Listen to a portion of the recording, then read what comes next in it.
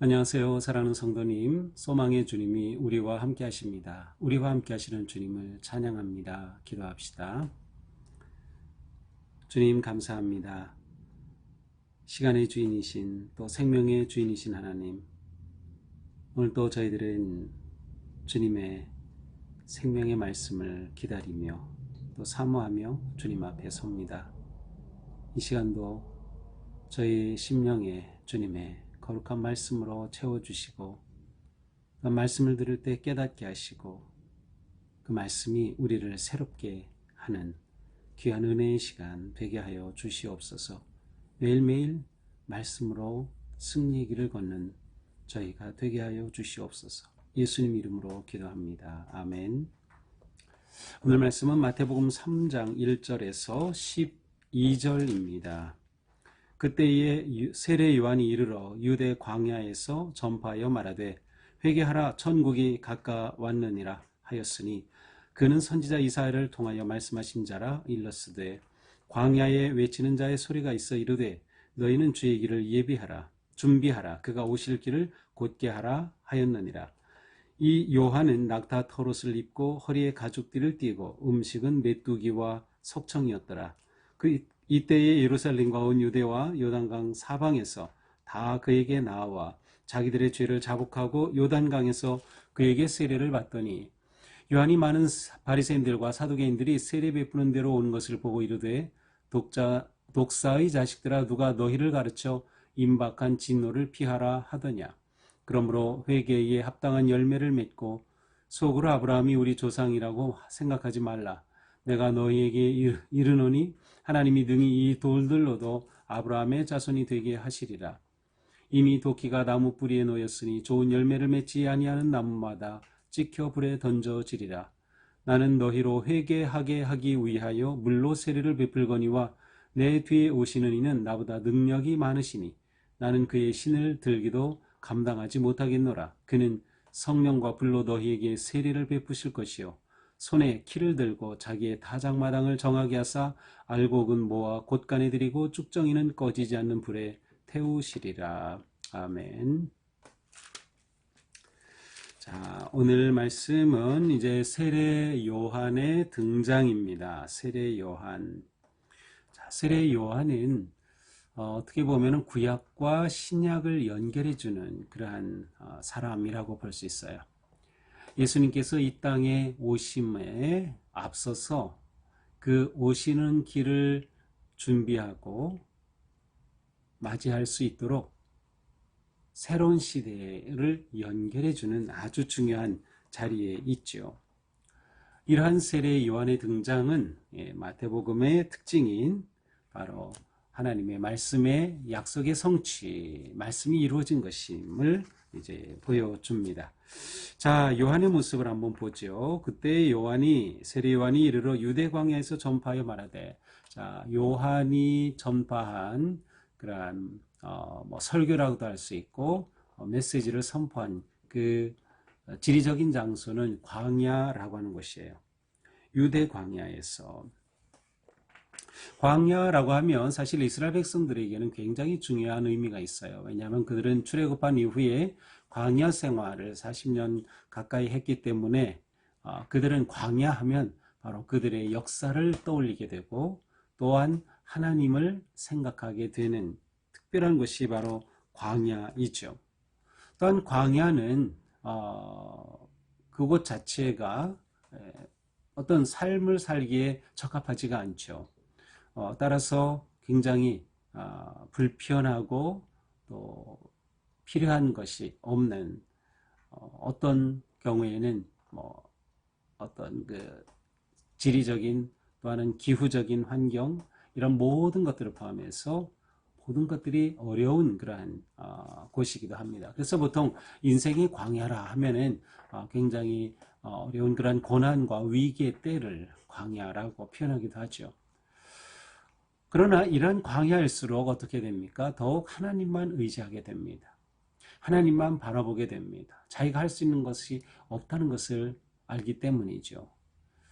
그래서 사실 광야는 하나님께로 가는, 또 하나님을 향하는, 또 영적으로 깊어지고 새로워지는 그러한 놀라운 변화의 장소이기도 합니다. 바로 요한은 광야에서 선포하며 천국을 외칩니다. 2절이죠. 회개하라, 천국이 가까이 왔느니라. 이것이 요한이 광야에서 외친 메시지의 핵심입니다. 자, 그는 3절에 보니까 이사야의 말씀에 예언된 것을 성취한 자다라고 말해요. 그러면서 광야에 외치는 자의 소리가 있어 너희는 주의 길을 준비하라, 그가 오실 길을 곧게 하라 하였느니라. 자, 이것은 바로 이사야 40장 3절에 나오는 그러한 내용이기도 합니다. 자, 여기에서 요한의 등장은 하나님께서 예비하신, 또 계획하신 것이었다 하는 것을 볼 수가 있어요. 자, 요한의 모습이 어떻습니까? 4절에 보니까 낙타 털옷, 또 허리에 가죽띠, 음식은 메뚜기와 석청. 석청은 보통 돌꿀, 들에 있는 그러한 꿀을 말하는데요. 자, 이러한 그 요한의 모습 자체는 그렇게 뭐 옷을 잘 차려입거나 호화롭거나 그가 음식을 먹는 게 굉장히 좋은 음식이거나 그런 것들이 아니에요. 굉장히 절제된, 그리고 모든 것들을 최대한 절약하고 또 그렇게 살 수밖에 없는 그러한 모습. 그러니까 최소한의 것으로 지금 광야에서 살고 있는 그러한 요한의 모습입니다. 자, 이렇게 요한이 회개하라, 천국이 가까이 왔느니라 라고 하면서 회개와 천국의 메시지를 선포하자 사람들이 그에게로 몰려듭니다. 온 유대 요단강 사방에서 그에게 나와서 그 메시지 앞에 반응하며 자복하고, 그렇죠, 회개하고 요단강에서 세례를 받습니다. 세례 요한이라 불리는 이유가 바로 세례를 베풀었기 때문이죠. 그가 베푼 세례는 회개의 세례입니다. 회개의 세례. 많은 사람들이 그에게 몰려와 세례를 받습니다. 그런데 거기에는 그야말로 이 세상에서 권세를 누리고 또 내노라 하는 그런 사람들도 왔어요. 바리새인들, 사두개인들이 요한에게 온 겁니다. 그러자 요한은 오히려 그들을 향해서 말하죠. 독사의 자식들아, 누가 너희를 가르쳐 임박한 진노를 피하라 하더냐? 그러므로 회개에 합당한 열매를 맺고 속으로 아브라함이 우리 조상이라고 생각하지 말라. 하나님은 이 돌들로도 능히 아브라함의 자손이 되게 하신다. 바로 이들은 진정한 회개를 위해서라기보다는 이 요한이 궁금해서 왔던 것 같아요. 그러니까 실제로 이제 요한복음에 가서는 세례 요한이 어떤 사람인가 궁금해서 바리새인들이 그 유대인들을 이렇게 보냈다는 내용이 나오거든요. 바로 이들을 향해서 요한은 오히려 크게 강력하게 외치는 거죠. 너희들 회개해라. 회개에 합당한 열매를 맺어야 된다. 회개는 당연히 구체적인 열매로서 그 삶을 보여주어야 하는 거예요. 그래서 그들에게 강력하게 요청합니다. 이들은 어떤 사람들이었어요? 우리는 아브라함의 자손이다 라고 하는 그러한 나름의 영적 자부심이 있었지만 그것은 그들을 하나님 앞에 교만한, 그리고 사람들 위에 군림하는 그러한 그들의 모습으로 만들고 말았어요. 그래서 그들이 정말 낮아져야 하고 회개하고 돌아와야 하는데 그러지 못한 거죠. 그래서 말씀하는 거예요. 이 돌 가지고도 하나님은 넉넉히 아브라함의 자손을 만들 수 있다. 근데 너희는 그렇게 아브라함의 자손이라고 하면서 아브라함이 우리 조상이라고 하면서 그렇게 거들먹거리고 교만한 그러한 너희들 회개하라라고 하는 것이죠. 나는 너희로 회개하기 위하여 물로 세례를 베풀거니와 내 뒤에 오시는 이는 나보다 능력이 많으시니 나는 그의 신을 들기도 감당하지 못하겠노라. 그는 성령과 불로 너희에게 세례를 베푸실 것이다. 요한은 자기에게 찾아온 사람들에게 예수 그리스도를 전합니다.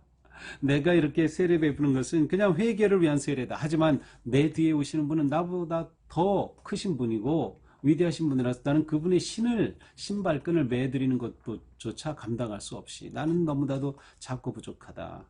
그분은 오셔서 물과 성령으로 세례를 베푸실 것이다 라고 외칩니다. 그러면서 그들에게 다시금 회개를 촉구하죠. 손에 키를 들고 자기의 타작마당을 정하게 하사 알곡은 모아 곳간에 들이고 쭉정이는 꺼지지 않는 불에 태우시리라. 바로 이렇게 그리스도의 나타나심 앞에 너희들은 회개하라 라고 하면서 예수님의 오실 길을 이렇게 준비하였습니다. 사람의 마음을 준비한 거죠. 그리스도의 오심을 위해서 바로 놀라운 회개 메시지를 선포함으로 그리스도의 오실 길을 지금 닫고 있음을 보여주는 말씀이 바로 오늘 본문입니다. 자, 오늘 말씀을 보면서 우리는 무엇보다 이 요한의 모습에 주목할 수밖에 없습니다. 요한의 모습에 주목한다는 것은 그의 메시지에 우리가 주목하게 되는 거죠. 자, 요한은 광야에 외치는 자의 소리라고 예언된 그러한 이사야서의 말씀대로 그는 광야에 외치는 자의 소리로 나타났습니다. 소리라고 하는 것은 음성이죠. 음성이에요. 그래서 이 세례 요한은 음성에 주의를 기울이도록 이끕니다. 어떤 음성일까요? 바로 요한을 통해 선포되지만 실제로는 하나님의 음성에 귀를 기울이도록 촉구하는 거죠. 하나님의 음성에 귀를 기울일 때 어떤 반응이 나올까요? 바로 거룩하신 말씀 앞에 회개와 자복함이 나올 수밖에 없어요. 우리가 하나님의 말씀을 매일 묵상하고 듣는 것은 바로 이것을 위한 거죠. 말씀이 우리를 비추고 말씀이 우리를 판단하시고 말씀이 우리에게 다가오시기 때문이에요. 바로 외치는 자의 소리가 되었던 세례 요한입니다. 자, 우리는 지금 광야 같은 세상을 살고 있습니다. 예수님을 믿는 모든 사람은 지금 이 세상은 광야입니다. 광야는 궁극적으로 살 곳은 아니에요. 그것은 거쳐갈 곳이지만 실제적인 삶의 자리이기도 하죠. 우리의 초점은 하나님의 나라이죠. 천국이죠. 회개하라. 천국이 가까이 왔느니라. 이 땅은 천국이 아닌 거죠. 광야입니다. 하지만 우리는 이 광야 같은 세상에서 하나님의 나라의 삶으로 부름을 받는 겁니다. 이게 참으로 놀라운 거죠. 그래서 천국이라고 하는 것은 단지 시간적인 의미로 내가 죽어서 갈 곳 이러한 의미로 말하기도 하지만 더욱 중요한 것은 천국은 하나님이 다스리신 곳이면 천국이에요. 하나님의 다스리심 안에 우리가 있으면 우리는 천국 안에 있는 거예요. 광야 같은 세상이지만 이곳에서 우리는 하나님 나라를 살아갈 수 있다. 그런데 하나님 나라를 살기 위해 가장 중요한 것은 회개하고 돌이키는 것이다. 회개에 합당한 열매를 맺을 때 그 열매가 곧 우리의 삶이죠. 우리의 삶이 하나님의 나라를 누리게 되는 것이에요. 우리는 이 땅에 광야 같은 세상에 살면서 때로는 요한과 같은 역할을 해야 합니다. 왜냐하면 그리스도를 모르는 사람들이 이 세상에 너무도 많기 때문에 우리는 세상을 향한 외치는 소리가 되어야 합니다. 그리스도를 알려야만 하는 거죠. 그리스도를 소개해야만 하는 거죠. 그래서 우리는 그리스도를 위한 들러리가 되는 겁니다. 우리는 그리스도께서 누군가에게 인생의 주인으로 다가오실 수 있도록 그의 마음의 길을 준비하는 것이 바로 우리의 또한 중요한 사명이기도 합니다. 또한 우리는 우리를 구속하시고 사랑하여 주신 그 하나님의 부르심 앞에 세례 요한이 그의 사명에 충실한 것처럼 우리도 사명에 충실하고 충성하는 성도가 되어야 한다라는 거죠. 회개하는 자에게는 사명이 주어지기 때문입니다. 우리는 이미 회개하고 예수 그리스도를 믿고 영접하여 하나님의 자녀가 되었어요. 이제 살아가는 우리의 삶은 끊임없이 이 삶을 성화의 거룩한 삶을 살아가는 겁니다. 이 과정 속에 우리는 끊임없이 회개가 이어져야 하죠. 우리는 완전하지 않아요. 우리는 계속해서 죄 가운데 빠지기 때문에 계속 회개하면서 하나님께로 돌이키는 거룩한 성화의 삶을 향해 나아가는 것, 그리고 그 삶 속에서 우리는 또한 이 세상을 향한 그리스도를 전하는 소리가 되는 것, 이것이 우리의 중요한 사명입니다.